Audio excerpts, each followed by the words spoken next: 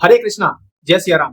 दोस्तों, आपको पता तो होगा ही कि चार धाम की यात्रा शुरू हो चुकी है। गंगोत्री और यमुनोत्री माता के जो कपाट हैं वो खुल चुके हैं 19 अप्रैल से, और जो बाबा केदारनाथ के कपाट हैं वो खुलेंगे 22 अप्रैल से, और जो बाबा बद्रीनाथ के कपाट हैं वो खुलेंगे 23 अप्रैल से। दोस्तों, आपके माता पिता या फिर आप खुद भी चार धाम यात्रा पे जाना तो चाहते होंगे, लेकिन आपको ये नहीं पता कि हम कैसे जाएं। तो आज मैं आपको इस ब्लॉग में, इस वीडियो में पूरी चार धाम यात्रा की कंप्लीट गाइड देने वाला हूं। तो ये वीडियो अंत तक आप जरूर देखें, क्योंकि इसमें ऐसी ऐसी जानकारियां मैं आपको दे दूंगा कि इस वीडियो को देखने के बाद आपको कहीं भी कोई दिक्कत नहीं होगी। तो चलिए बिना देर किए हम हमारा वीडियो शुरुआत करते हैं, जिससे आपको एक अच्छी जानकारी मिल सके। दोस्तों, वीडियो को पूरा जरूर देखिएगा और हमारे चैनल को सब्सक्राइब करना ना भूलें।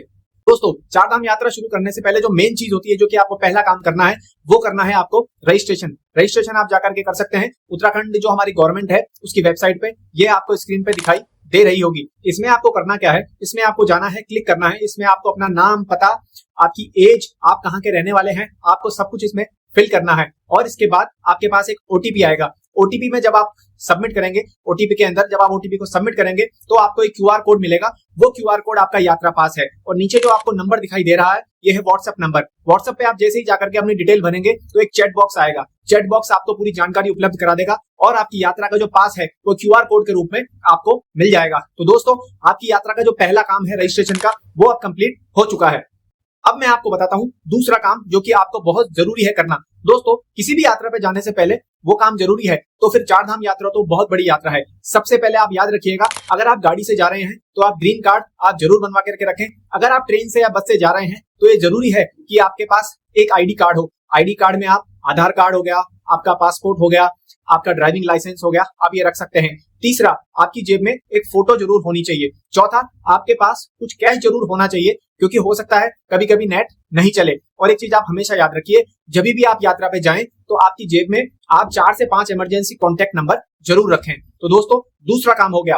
अब मैं आपको बता रहा हूं तीसरा और बहुत जरूरी काम। आप मेरी स्क्रीन पे कुछ नंबर देख रहे होंगे, ये वो नंबर हैं जो आपके पास होने चाहिए। जैसा एग्जाम्पल के तौर पे जो अपना पुलिस कंट्रोल रूम है उसका नंबर है 112, हमारा एम्बुलेंस का जो नंबर है। इसके अलावा उत्तराखंड गवर्नमेंट के कुछ ऑफिशियल नंबर है जो कि आपको स्क्रीन पे दिखाई दे रहे होंगे। ये नंबर आप नोट कर लीजिए, क्योंकि इमरजेंसी के टाइम पे ये नंबर आपको जरूरत पड़ सकते हैं और ये नंबर आपकी सहायता कर सकते हैं। या तो आप जा रहे हैं या फिर आपके घर से कोई जा रहा है, उनको ये नंबर जरूर आप दे दें। दोस्तों, तो ये 3 काम आपने कर लिए। तो अब मैं आपको बताता हूं कि आपको यात्रा शुरू कैसे करनी है। दोस्तों, जो चार धाम की यात्रा है वो 4 पार्ट में बटी हुई है। सबसे पहले जो आपकी यात्रा होती है यमुनोत्री। यमुनोत्री के बाद आपको जाना रहता है गंगोत्री। गंगोत्री के बाद आपको जाना रहता है केदारनाथ, और केदारनाथ के बाद आपको जाना रहता है बद्रीनाथ। बद्रीनाथ में दर्शन के बाद आपकी जो चार धाम की यात्रा है वो संपन्न होती है। दोस्तों, अब हम बात करेंगे यमुनोत्री की। यमुनोत्री आपकी यात्रा का पहला पड़ाव है। यमुनोत्री जाने के लिए सबसे पहले आप देश के किसी भी हिस्से से आप देहरादून पहुंच सकते हैं। आप यमुनोत्री कैसे पहुंचेंगे? आप अगर देश के किसी भी हिस्से से आ रहे हैं तो आप पहुंच सकते हैं देहरादून। देहरादून सभी पूरे देश के नेशनल हाईवे से जुड़ा हुआ है।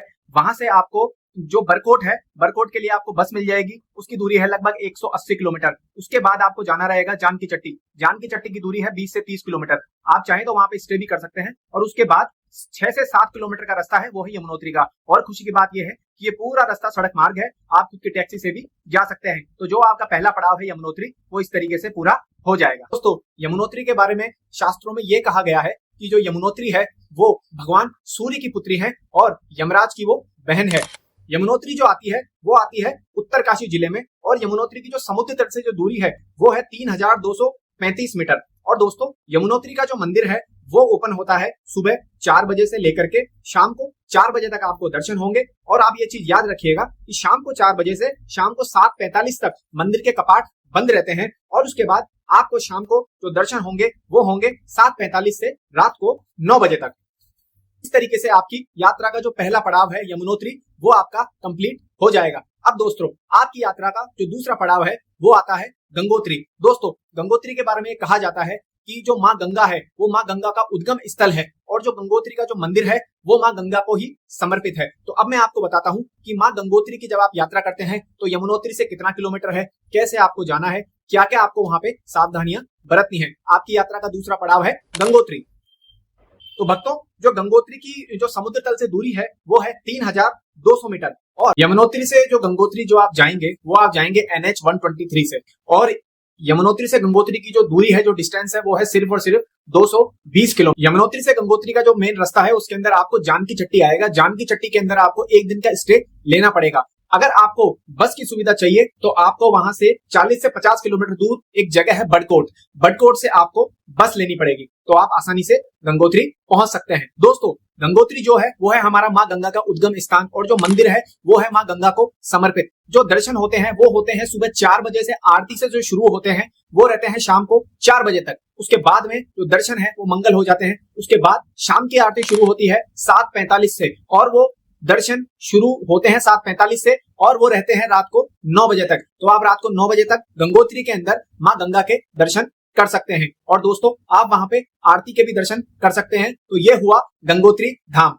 दोस्तों, अब आता है तीसरा पड़ाव। तीसरा पड़ाव है गंगोत्री से बाबा केदारनाथ। दोस्तों, केदारनाथ के बारे में मैं आपको बता देता हूँ। केदारनाथ वो स्थान है जहाँ पे हमारे शिव भगवान का वास है, जो वहां पे निवास करके हम भक्तों का भला करते हैं, हम भक्तों की हर इच्छा पूरी करते हैं। और ये भी कहा जाता है कि भगवान वहां पे निवास करके हमेशा अपना आशीर्वाद हम भक्तों पे रखते हैं। और अब तो जैसा कि आपको पता है, वहां पे जब त्रासदी आई थी तो एक बहुत बड़ी शिला भी वहां पे आकर के रुक गई थी। ऐसी है हमारे भगवान शिव, भगवान केदारनाथ की महिमा। अब मैं आपको बताता हूं कि आप गंगोत्री से जो केदारनाथ है वो आप कैसे पहुंच सकते हैं।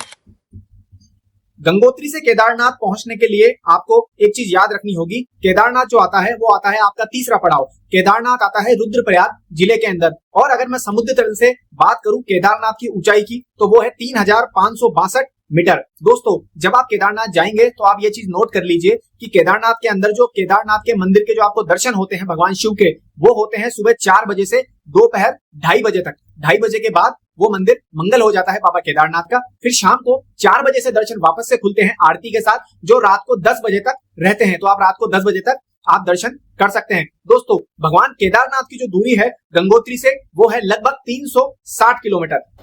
दोस्तों, मैंने आपको पूरा केदारनाथ का बता दिया कि कितनी दूरी है, कितने बजे मंदिर खुलता है, कितने बजे आपको दर्शन होते हैं। अब मैं आपको बताता हूं कि पूरा रोड मैप क्या है कि आप केदारनाथ कैसे पहुंच सकते हैं। ध्यान से सुनिएगा, क्योंकि ये रोड मैप आपके बहुत काम आने वाला है। आप स्क्रीन पे देख रहे होंगे कि अगर आप गंगोत्री में हैं तो गंगोत्री के बाद आपको जाना होगा उत्तरकाशी। उत्तरकाशी के बाद आपको जाना होगा टिहरी। टिहरी वहां के डैम के लिए भी बहुत ज्यादा प्रसिद्ध है। और टिहरी के बाद आपको जाना होगा श्रीनगर। श्रीनगर के बाद आपको जाना होगा रुद्रप्रयाग, और रुद्रप्रयाग से आप जाएंगे अगस्त मुनि, अगस्त मुनि से आप जाएंगे गुप्तकाशी, और गुप्तकाशी से आप जाएंगे सोनप्रयाग। यहाँ तक पूरा रोड आपको मिलेगा। आप गाड़ियों से जा सकते हैं, बसेस से जा सकते हैं, आराम से यहाँ पे रोड बनी हुई है। सोनप्रयाग के बाद का जो रास्ता है 30 से 40 किलोमीटर का, वो आपको ट्रैक करके जाना होगा बाबा केदारनाथ के दर्शन के लिए। तो आप उसके बाद आप पैदल यात्रा कंप्लीट करके आप पहुंच जाएंगे केदारनाथ। तो बताए हुए समय के अनुसार केदारनाथ आप जाएंगे, वहां पे बाबा के दर्शन करेंगे, और आप चाहें तो केदारनाथ में आप रुक भी सकते हैं। ये बहुत ही स्वर्ग समान स्थान होने वाला है, ये बात आप याद रखिएगा। केदारनाथ से बद्रीनाथ की जो दूरी है वो है 230 किलोमीटर। ठीक है, जब आप ये 230 किलोमीटर की जो दूरी है वो आप पूरी कर लेंगे, सेम आपको सोनप्रयाग तक आपको पैदल आना पड़ेगा। उसके बाद आप अपनी पर्सनल गाड़ियों के द्वारा, जो सरकारी बसेस हैं, उत्तराखंड गवर्नमेंट की जो बसेस है, उसके द्वारा आप आ सकते हैं। ठीक है, आप जैसे ही बद्रीनाथ धाम पहुंचेंगे, वहां पे मैं आपको दर्शन का टाइम बता देता हूं। जैसा कि आप इस स्क्रीन पे देख रहे हैं, सुबह 4:30 से सुबह 8 बजे तक दर्शन होते हैं। उसके बाद आधा घंटे के लिए मंदिर के कपाट बंद हो जाते हैं भोग के लिए, जैसा कि आप स्क्रीन पे भी देख रहे हैं। उसके बाद सुबह 8:30 बजे से दर्शन वापस खुलते हैं, जो कि रात को 10 बजे तक खुले रहते हैं। इस तरीके से दर्शन पूरे दिन खुले रहते हैं, सिर्फ आधा घंटा कपाट बंद रहते हैं भोग के लिए। और ये पूरी जो दूरी है केदारनाथ से बद्रीनाथ धाम की, वो है 230 किलोमीटर। और जब आप दर्शन कर लेते हैं तो आपका चौथा पड़ाव भी कंप्लीट हो जाता है। दोस्तों, हम एकादशी में नए भजन लेकर के आते हैं, भक्ति ब्लॉग आपके लिए लेकर के आते हैं, और माइथोलॉजिकल स्टोरी जरूर लेकर के आते हैं हिंदू धर्म से रिलेटेड, और आपको कभी कभी लाइव दर्शन भी कराते हैं हमारे चैनल पे। हमारे चैनल को ऐसे ही सपोर्ट करते रहें, सब्सक्राइब जरूर करें, और अपने घर परिवार आसपास के लोगों को शेयर जरूर करें। और ये वीडियो तो जरूर शेयर करें, क्योंकि 4 धाम यात्रा शुरू हो गई है, और आई होप कि मेरे इस वीडियो से बहुत ज्यादा आप लोगों को हेल्प मिलने वाली है। हरे कृष्णा, जय सिया राम, जय श्री श्याम।